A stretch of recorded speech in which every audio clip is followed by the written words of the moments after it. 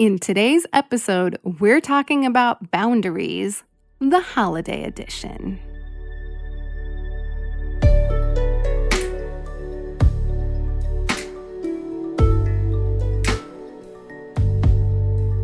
Welcome to the Fierce Authenticity Podcast, where we're illuminating and dismantling all of the ways supremacy culture has impacted our relationships with ourselves, with Source, and with others. Not just the overt ways, like racism, sexism, ageism, alcoholism, and all the other isms, but also the sneaky, cunning ways you wouldn't have thought of, like perfectionism, imposter syndrome, judgment, burnout, the not enoughs, and the hustle to achieve. I'm your hostess, Sharani M. Batuk, and I'm a relationship therapist, leadership development consultant, and author of the book series, Fierce Authenticity. Whether you're a returning listener or you're new here, I want to extend a very warm welcome to you and invite you to connect with me through the Fierce Authenticity newsletter community. If you're ready to rise above an inherited systematic invasion rooted in fear and lack, so that you can calm and refocus those energies towards reclaiming a fiercely authentic personal relationship grounded in an abundance and love that is so radiant all your other relationships are elevated with you, then this is the space for you. I invite you to visit www.fierceauthenticity.com/connect to join me. I'm so excited that you're here. And now, let's dive in. Welcome back to the podcast. I am so excited to be back here with you for part 2 of our mini series on getting through the holidays in a different way this year. Today we're talking about boundaries, the holiday edition, and we are going to just get right into it. I'm going to start off by saying that if you have been following along the podcast for a while, then you'll know I did an episode, season 2, episode 13, called The Truth About Boundaries. And I do encourage you to go back and listen to that one, because in that episode, I share with you that boundaries aren't made for other people. Boundaries are for you. One of the biggest misconceptions that we have, and an area where we tend to trip and stumble and fall when it comes to boundaries, is that we think that boundaries are for other people. And so we create these boundaries, we communicate them with other people, and then we get upset, pissed off, and resentful when they do not adhere to our boundaries and what we have set up. And guess what, sweetheart? If you are trying to set boundaries and hoping that other people will follow through with them and then getting resentful when they don't, do you know what you're doing? You are actually participating in supremacy culture's sneaky behavior of control. That is what you're doing. You are trying to control another person and how they engage with you. You're trying to tell another person who to be in order to be in relationship with you. And when you do that, you are putting yourself in a position of superiority, the other person in a position of inferiority. You are elevating yourself to the status of some holier than thou type, and you are dehumanizing the person that you are in relationship with. Yeah, I'm just going to pause to let that one settle, because that truth bomb came at you pretty big and pretty all at once. We're not playing around in this series, and we're not playing around in this episode either. And it's really important that you understand when you are creating boundaries because you want other people to adhere to them, then you have fallen into supremacy culture's sneaky, subtle, sly, cunning, baffling conditioning in order to keep you out of relationship with others and out of authentic relationships, out of authentic communication, and out of authentic connections, really, is what happens. And it keeps you out of intimacy. It keeps you out of intimacy with yourself, and it also keeps you out of intimacy with others. And so I need you to know that and understand that so that you can catch yourself when you fall into the pattern of creating boundaries for others, because that is just another way that control and manipulation shows up. And control and manipulation in this context, and we'll talk about manipulation another day, but control and manipulation in this context are actually really, really unkind. And it's supremacy culture's conditioning. And what I want you to know, what I was reminded of recently in a conversation with a friend, is that clear is kind. This is a conversation that she and I often have, that clear is kind. It is kind for you to be clear with yourself about what your boundaries and your parameters are when you are considering how you're going to do the holidays. It's kind to be clear with yourself what you will and will not accept when it comes to this season. Even if that what you will and will not accept relates to what you will and will not accept from yourself. And it is also kind for you to very clearly communicate what it is that you need to others, and then let go of any expectations or any outcomes, because when you hold on to expectations and outcomes, you fall into the behavior of control is unkind. So remember that clear is kind, control is unkind, especially when we are directing it outwards towards another person or another outcome or something outside of us. Because the reality is, we are not God and we are not in control of other people, places, and things around us. We are not in control of how other people choose to show up. We're not in charge or in control of what Aunt Sally has to say or how Uncle Joe does things or how drunk someone gets at a party or if someone else is choosing to get behind the wheel after they've drank. That is not up to you. You have no control over someone else's behavior. And if you believe that you do, and if you attempt to control another's behavior and their terms of engagement with you, then you are actually being quite unkind. Now, let me back up and say, that does not mean you need to engage with people who are presenting in a way, who are showing up in a way that is not in alignment with what your boundaries are.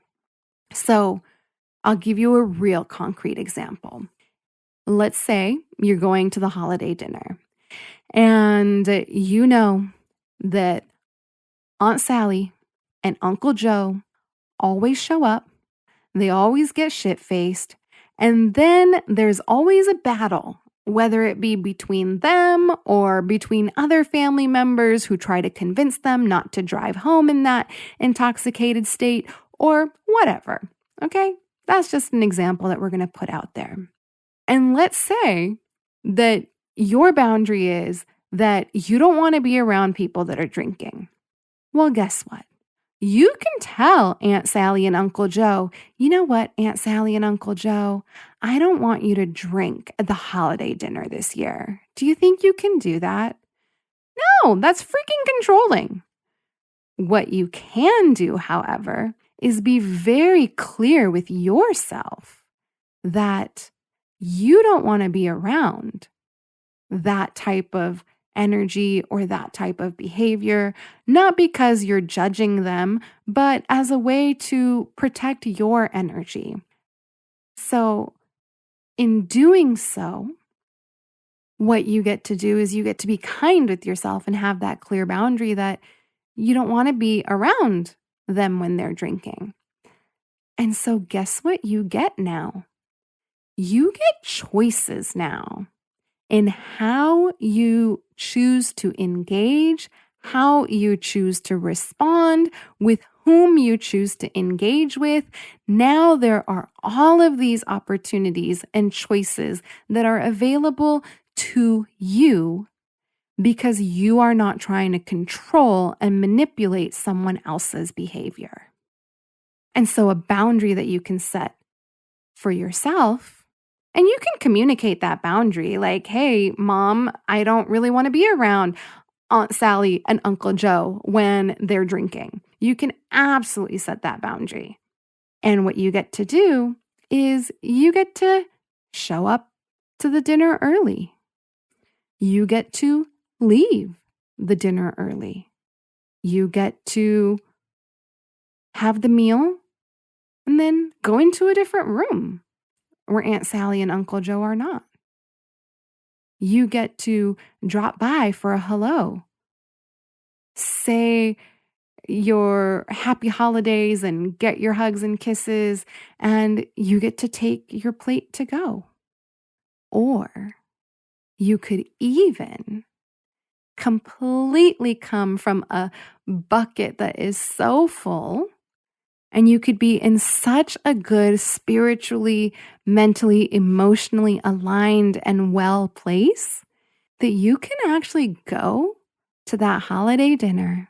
You can check in with yourself and you can see, yeah, Aunt Sally, Uncle Joe, this is who they are.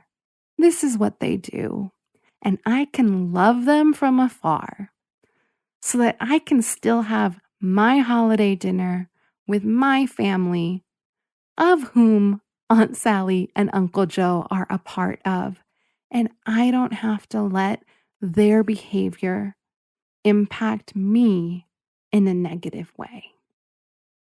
And so that's just one of the examples of how you can use these boundaries that you learn about in fierce authenticity to authentically and fiercely communicate your truth, because you have taken the time to get clear and be kind with yourself and others in your life in terms of what you are and are not okay with. Not because you believe you're better than Aunt Sally or Uncle Joe. Abso-freaking-lutely not, because that would be you falling into patterns of supremacy again.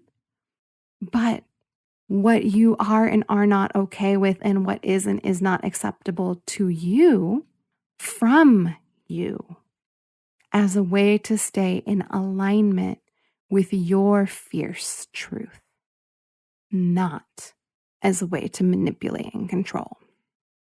And another thing I want you to consider is that when you're focusing on an outward person, place, or situation, and when you get so obsessed about Aunt Sally and Uncle Joe's behavior, you can remind yourself that focusing outwardly on them is a really great way to avoid looking at and focusing on what's actually going on with you. This is one of supremacy's greatest distractions, greatest diversions, is to keep us distracted from looking at ourselves, by constantly looking outwards and judging others. And there's psychological theories that will tell you that whatever you're seeing in others is actually a part of yourself that you're seeing in them. There's actually a quote that I love from the 12-step recovery community. If you spot it, you got it. And so if there is something about Aunt Sally and Uncle Joe's behavior that is just grating on you and getting on your nerves and feels like I absolutely cannot be at this holiday dinner if they're going to be there, well, guess what? Now you have an opportunity to grow in your knowledge and intimacy with yourself. You get to turn towards source. You get to turn towards self. You get to decide that you're going to look at what's happening in your experience rather than looking out at someone else.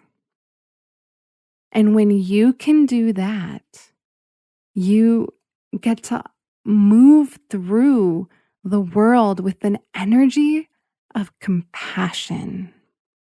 Compassion for yourself, compassion for Aunt Sally and Uncle Joe, compassion for your mom, compassion for everyone else. And I want to let you know that in the same conversation with this friend that I shared with you earlier, it came to me that judgment and compassion can coexist. If you recall a few episodes ago, I shared one of our episodes was called The Both And. Because we live in such an either or world, and new age, modern spirituality, I roll, teaches us that we can only have judgment or we can only have compassion. And that if we have compassion, we can't be in judgment. Well, guess what? Both of those two things can coexist.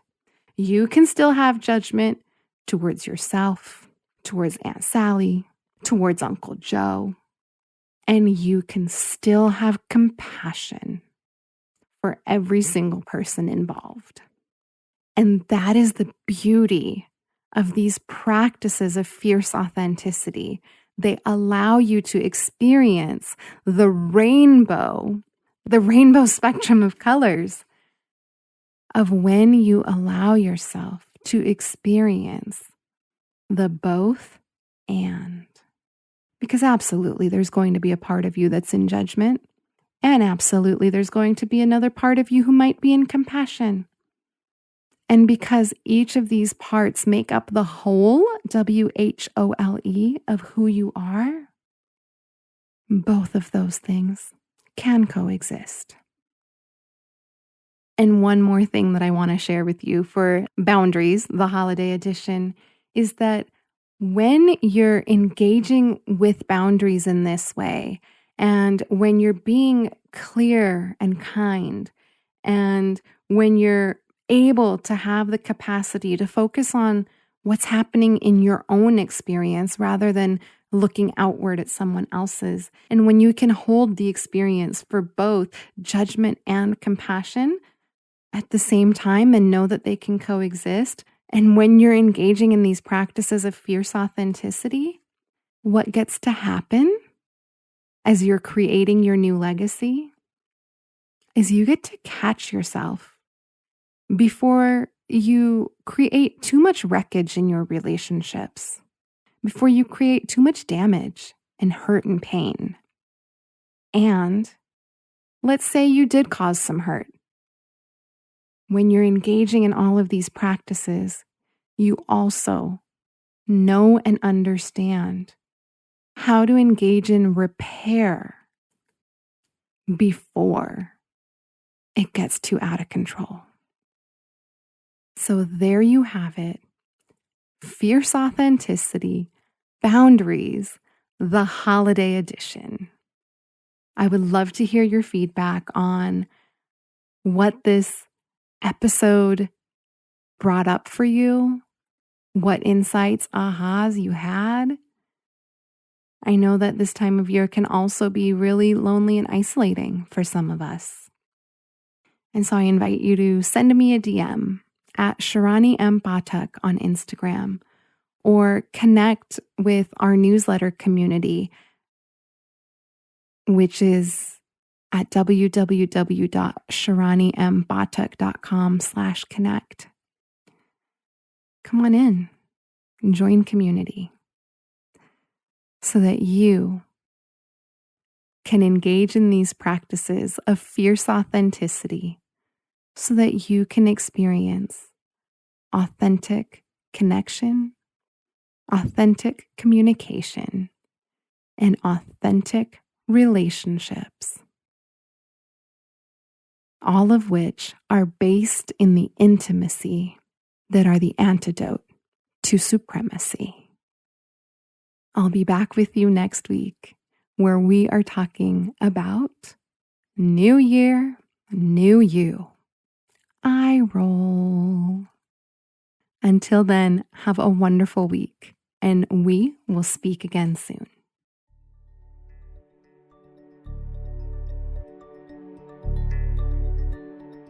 I want to take a moment to honor and acknowledge the amazing support team that helps make this podcast possible for you. Starting with Diego Velazquez, our podcast editor and the talented artist who created our custom music. Ana Olvina, my wonderful assistant who creates all of our beautiful graphics and the transcript of every episode, which you can find over at www.fierceauthenticity.com. Biana Sandich, who writes our amazing show notes and does it so well that I bet you couldn't tell it wasn't me. The talented Jillian at Epoxy Studios, whose photography is our cover art and pretty much every other curated image that you see of me on social media. My husband, who puts up with me when it's 11:30 p.m. on a Sunday night and I'm like, hey babe, I gotta record a podcast episode. Like right now. Is that okay? My higher power, whose divine wisdom flows through me to bring these messages to you. And last but not least, I want to thank you, my listener, so much for listening in.